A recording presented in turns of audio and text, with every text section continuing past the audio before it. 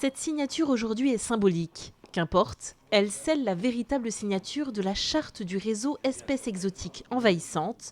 Pilotée par le conseil départemental, la première réunion de coordination s'est tenue à Soulan. Alors, c'est la première fois qu'on va créer cette coordination entre les différents acteurs. On l'a pu le voir avec le PTB de la Sèvre nantaise, les syndicats mixtes comme le syndicat mixte du lait, le syndicat mixte Vendée-Sèvres-Authise ou des collectivités comme aujourd'hui Le Perrier. L'objectif, c'est que ces différents acteurs, on puisse partager nos connaissances vis-à-vis des plantes envahissantes, voir comment nous pouvons agir, quelles sont les solutions efficaces et comment on peut le faire à l'échelle du département. Ennemi numéro 1, la Jussie, très invasive. La lutte contre cette espèce a démarré il y a plus de 30 ans. Longtemps, seules des opérations d'arrachage étaient conduites, mais désormais l'objectif est de prévenir son apparition. Différentes approches sont expérimentées.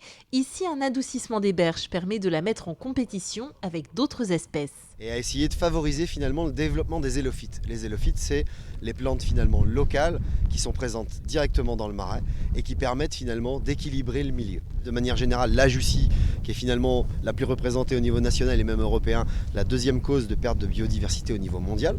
Donc elle rentre en compétition avec les espèces locales, elle étouffe le milieu, la perte de la biodiversité de manière générale sur le milieu, les poissons, les batraciens, les plantes locales, endémiques, disons d'une certaine manière. Et puis elle diminue aussi la qualité de l'eau par le fait de consommer l'oxygène aussi de l'eau. L'adoucissement fait d'une pierre deux coups en faisant fuir le ragondin qui propage la plante en la consommant. Pour l'heure, les résultats sont probants mais rien n'est gagné.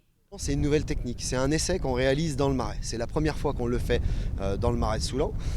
Le retour qu'on va en avoir, c'est finalement, est-ce qu'on va être capable d'avoir une notion de résultat? On maintiendra toujours des actions d'arrachage manuel par rapport à la Jussie, mais l'objectif, c'est finalement de laisser les plantes finalement reconquérir ce milieu. Des bilans seront faits dans 3 et 5 ans pour confirmer ou non cette expérimentation.